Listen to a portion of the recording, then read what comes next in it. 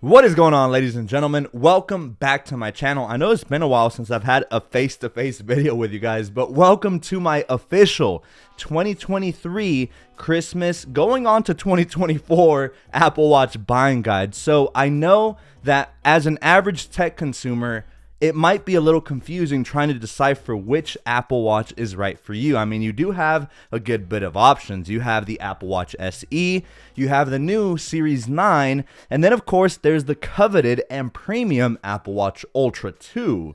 So what are the advantages of each? What does each come with? And what pricing does each Apple Watch come in at? What is a better value? All of those questions and more are going to be answered today. And by the way, for everyone celebrating here in the United States, I want to wish everyone a happy Thanksgiving. Hopefully everyone enjoys a bunch of tasty food and great vibes with friends and family. Now, I know a lot of you guys will be Christmas shopping as well as Black Friday shopping, so this video could not have come at a much better time. So, if you want to help out my channel grow and reach a broader audience, definitely click that like button down below. It really helps this video reach a new audience, and you never know, there might be someone shopping around for an Apple Watch and this video might be just what they need. So, we have a lot to cover. I'm going to include video chapters down below. That way, if you already have your eyes set on an Apple Watch SE or maybe a Series 9, you can compare and contrast the differences utilizing those chapters. So, alright, let's go ahead and roll that intro and get into the action, shall we?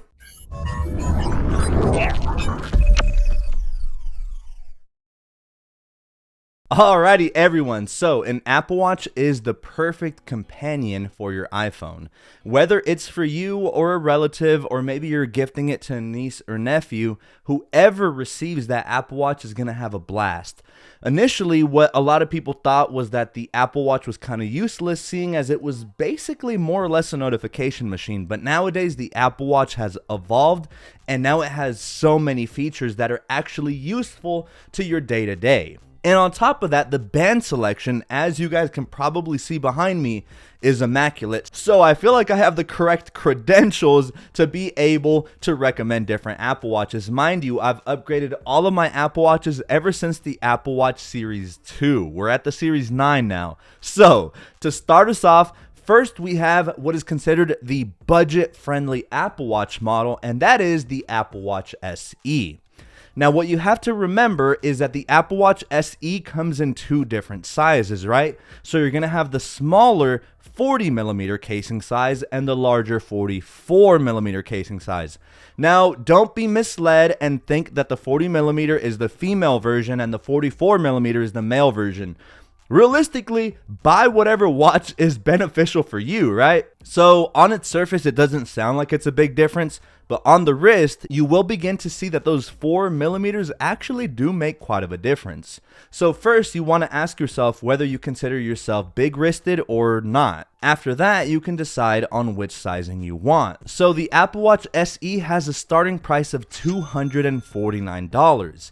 That's going to be for the smaller sizing, and it's GPS only. Add $30 to that price if you want the larger 44mm sizing. So that's going to be $279 for the larger 44mm SE. Now, you always have the option of adding optional cellular service to your Apple Watches. That way they can act independently of your iPhone. So you can leave it in a locker, you can leave your iPhone in a car, go out for a stroll at a park, or maybe you're running with your dog or whatever, and all of your text messages and phone calls will be received right there on your Apple Watch. Do keep in mind, at least here in the United States, that does come included with an additional charge at most of the bigger cellular providers. For the most part, it's averaging around $10 a month for that line. So if you want the GPS plus cellular version of the SE, you just need to add $50 to that price point. So the 40mm GPS plus cellular starts at $300, and the larger 44mm with GPS plus cellular starts at $330. But okay, what are the included features on the Apple Watch SE? Like I said, it's your basic starter Apple Watch. It's an amazing price point, so it makes it very accessible to your average consumer. Basically, the Apple Watch SE is going to do everything you would expect from a smartwatch without all those fancy bells and whistles. You're going to receive all your text messages and all of your phone calls directly right here on your wrist.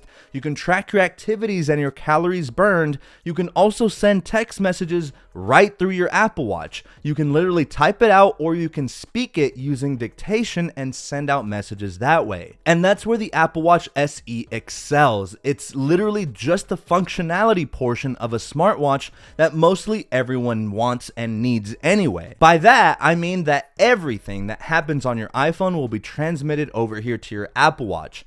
Now, of course, the only downside to the Apple Watch SE is that it does not come included with all those fancy health features, which I will discuss in the Apple Watch Series 9 component of this video. It is a stripped down version of the actual Apple Watch that Apple has intended, but even then, it's a very budget conscious option that I'm sure many people will enjoy. And the best thing about it is this watch is terrific for literally anyone, for kids, for young adults, for adults, as well as the elderly, because it has all of the necessary features that you would want on a smartwatch.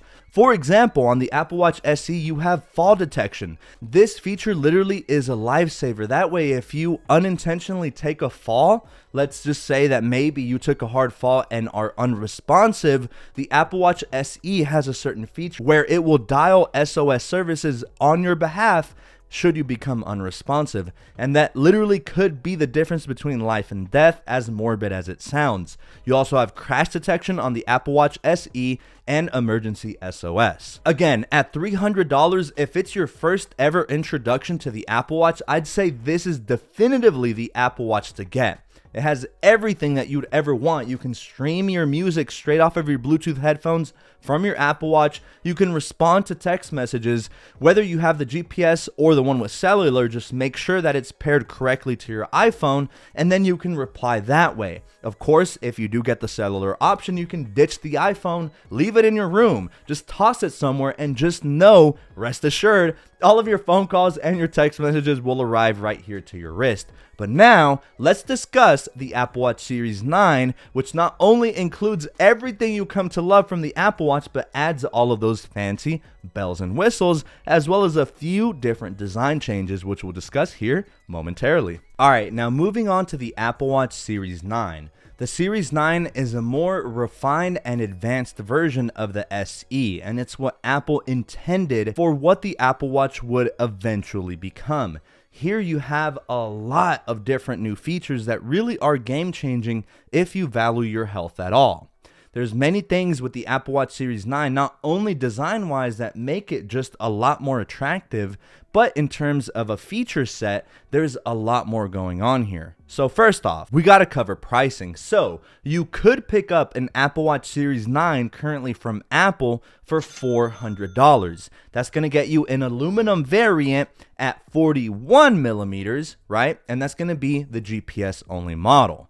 Now you might be wondering, well, the SE starts at a 40 millimeter variant. Why did this jump up to 41? And that's precisely the point. So on the Apple Watch Series 9, you are going to have a slightly enlarged display with smaller bezels or borders around the perimeter of the Apple Watch. You can see on screen right now what I'm talking about. The Series 7 just simply has more screen real estate, and it makes the Apple Watch Series 9 just look a lot more modern with those slimmed down bezels. So that's just one of the few differences between the Series 9 and the Apple Watch SE. So I didn't mention before, but the Apple Watch SE comes equipped with an S8 system on a chip, whereas the Apple Watch Series 9 comes included with an S9 chip, meaning that graphics-wise, all of those animations and the CPU component of your Apple Watch will just run smoother, faster and a lot more reliable thanks to that beefier chipset featured on the Apple Watch Series 9. So under the hood, the Series 9 already on paper is going to be faster and more fluid in terms of graphics animations than the Apple Watch SE. Additionally, one of the other design differences about the Series 9 that really differentiates it from the Apple Watch SE is the always-on display. So the display on the Apple Watch SE can only reach a sustained maximum brightness of around 1000 nits, which should be fine for most scenarios, but if you're outdoors, this is where you might find some trouble in looking at your Apple Watch SE display. Well, thankfully, the Apple Watch Series 9 doubles that maximum brightness to 2000 nits, and not only is it much brighter, but the display is always on, meaning that whenever the Apple Watch isn't being looked at directly, your Apple Watch display is still going to give you some pertinent information, including time and certain complications, such as the weather. Now, a lot of people will wonder, well, isn't this going to drain the battery? Yes and no. Remember that this has an upgraded chipset, so not only is it more power efficient, but it's more energy efficient as well. And not only that, but the Apple Watch Series 9 display refreshes while it's always on at just 1 hertz. And I already know that doesn't mean a lot to, someone who's not a tech nerd like me, but rest assured, 1 hertz is hardly using any energy whatsoever. So rest assured, the always on display is going to last you just as long, if not longer, than the Apple Watch SE thanks to that upgraded chipset. There are some other key health sensors found on the Series 9 that are not included in the Apple Watch SE, namely a blood oxygen app and an ECG, sometimes known as an echocardiogram. So if you're anyone who's remotely interested in your fitness or your health, or especially, this Apple Watch makes a great addition to elderly people who want to be on top of their health and being on top of their doctor's appointments, because you could be able to detect something like AFib early on thanks to the technology of the Apple Watch Series 9. I'm not kidding, the Apple Watch Series 9 can potentially save lives. That ECG that is featured on the Apple Watch Series 9 can pre-diagnose any kind of irregular heartbeats within your heart. And so this means that if you already have AFib or maybe have no idea that you have it, this could detect some early symptoms, which is a game changer. It also has that blood oxygen app, and this is super important to your health. Obviously, what you need is a ton of oxygen to be able to be pumped from your heart, and all of this oxygen supplies it to your brain. And overall, obviously, you want to have good readings on your blood oxygen level. And so the Apple Watch Series 9 provides this kind of technology. It's actually pretty amazing. You can sync all of this data with your health app as well. And then next appointment that you have with your regular doctor, you can go over these findings. And if there's something irregular going on, then your doctor will be able to help you further and assist with whatever you got going on health-wise. The Series 9 also has a temperature sensor. So this is very important for 1/2 of the human population. I'm speaking on behalf of my female audience. So because it has a temperature sensor, it's a lot more accurate in cycle tracking. So whether you want to conceive a baby or whether you just want to be on top of your cycle count, you'd be able to do this with the Apple Watch Series 9. That way, menstrual cycling tracking can be a breeze, and it's just a lot easier knowing that that temperature sensor is there getting some more accurate readings. But on top of that, the highlight features included in the Apple Watch Ultra 2 and the Apple Watch Series 9 is that new double tap feature. So that double tap feature is absolutely insane. Now, I know beforehand there was a version of this double tap feature in the accessibility settings, but this time around, Apple is advertising it as a full-blown feature for the Apple Watch Series 9 and the Ultra 2. And so far, it's been extremely reliable. Basically, what you have to do is you double tap, and whatever action is the main button on display is what's going to be activated. For example, if you're receiving a phone call, the main button is going to be to answer that call. Of course, you can ignore it and then just let it go to voicemail. And so therefore, that main button is to accept the call.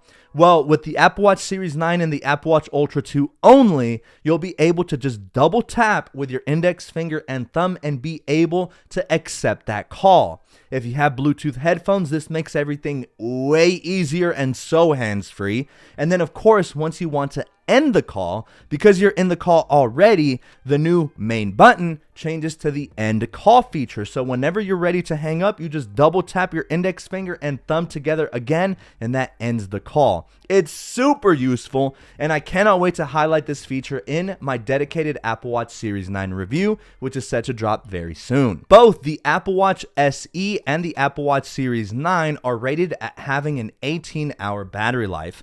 From my experience, I normally wake up at around 8:30 a.m., 9 a.m., so by the time I'm ready for bed, which for me is about 11 p.m. to midnight, my Series 9 and SE have a similar percentage of battery, normally nearing about 20% by the end of the day for me.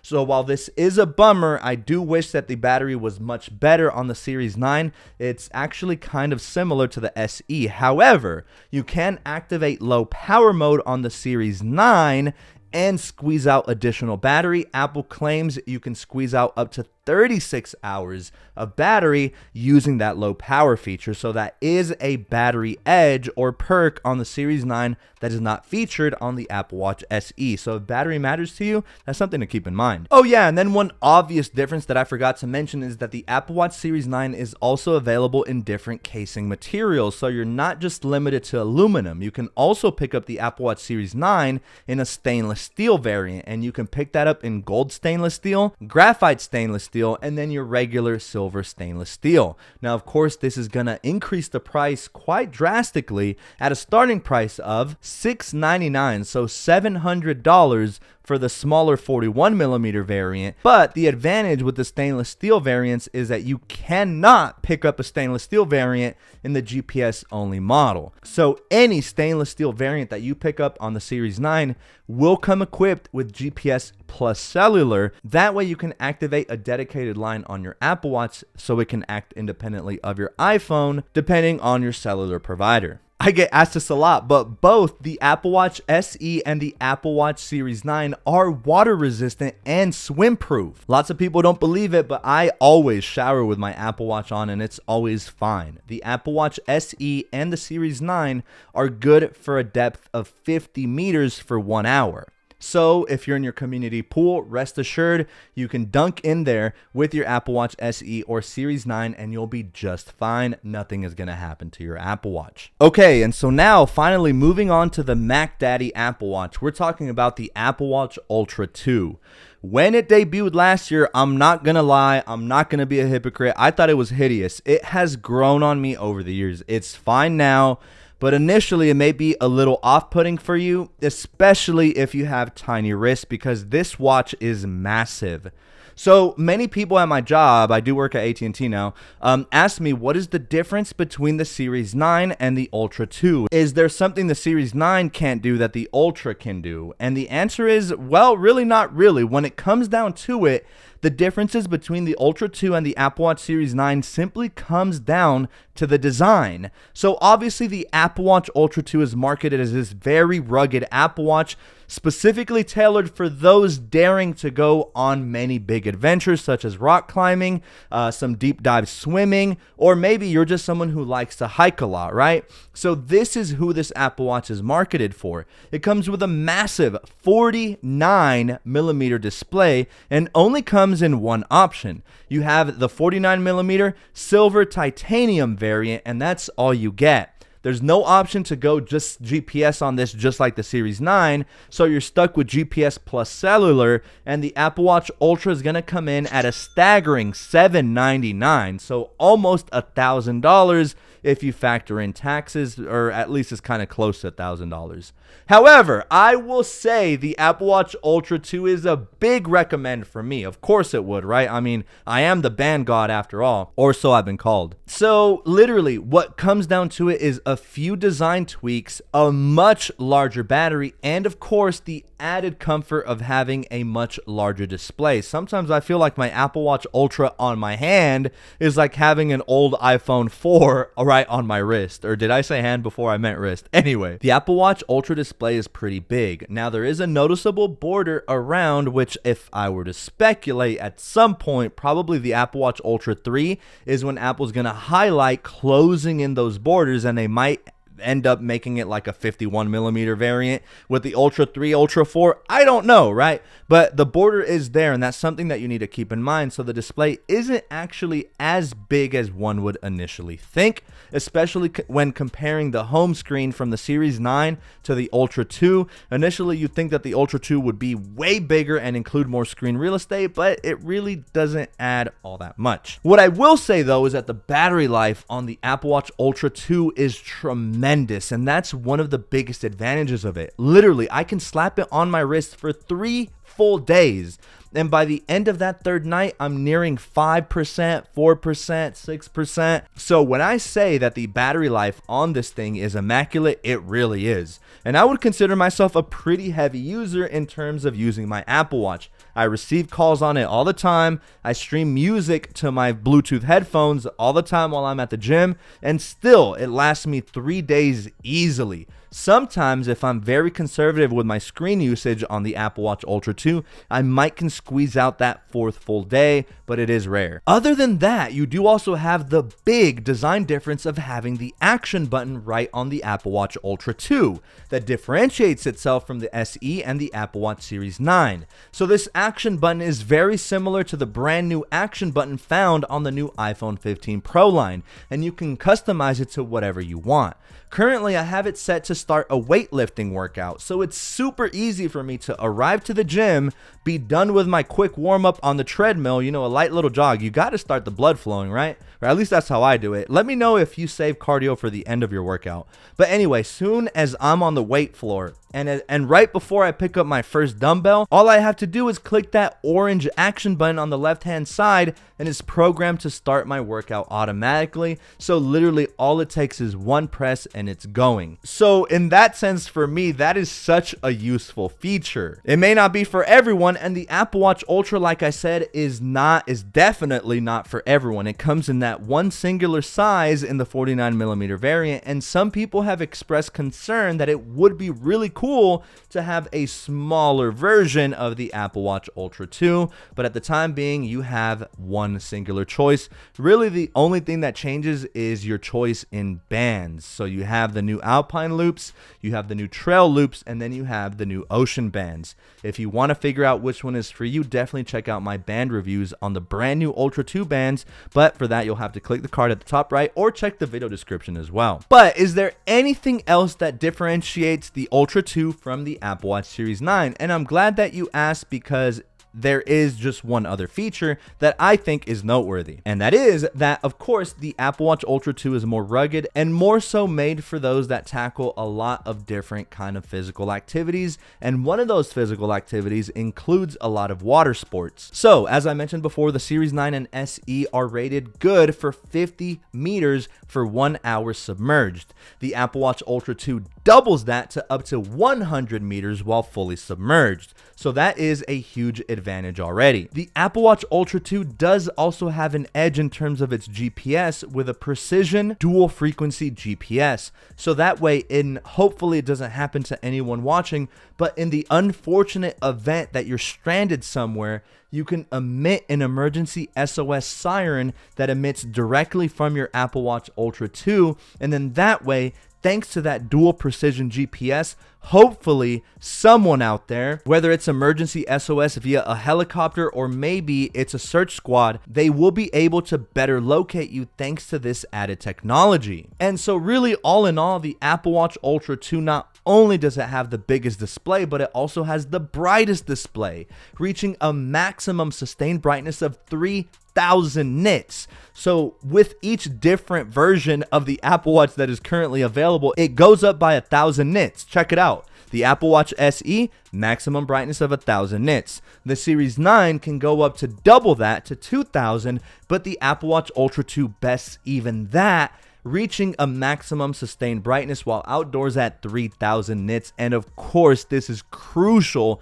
to anyone that does a lot of outdoor activities, literally in whatever whatever kind of sunlight you have out there, whether it's some really harsh sunlight or maybe you just have a really nasty glare, the 3000 nits will allow you to see everything on screen. And if you're the type that likes to text away at your iMessages instead of using dictation or, just voice commands, then the added bigger display is going to be much easier, especially if you have fat fingers, to be able to text away at your messages on screen on the Apple Watch. And so, ladies and gentlemen, there you have it. Those are your three options. Now, do keep in mind that really with the SE and the Series 9, you technically have two options, right? Because you have to choose your sizing. So on the SE, you have a 40 and 44 millimeter sizing. On the Series 9, it goes up by 1 millimeter because of those reduced bezels, giving you more screen real estate, starting at 41 millimeters or 45. And do remember that the titanium Apple Watch Ultra 2 is only available in that casing material, that casing size, and just one color. So really, it depends on a lot of factors. Do you have a big wrist? What do you value on an Apple Watch? Do you value a longer battery life over features? Do you just want something budget friendly that's going to give you most of the required features that you come to expect from an Apple Watch? These are all questions that you have to consider, but hopefully, at least in this video, I was able to highlight the high points of every single Apple Watch. So to recap, again, we have the Apple Watch SE, which is more or less the budget conscious option.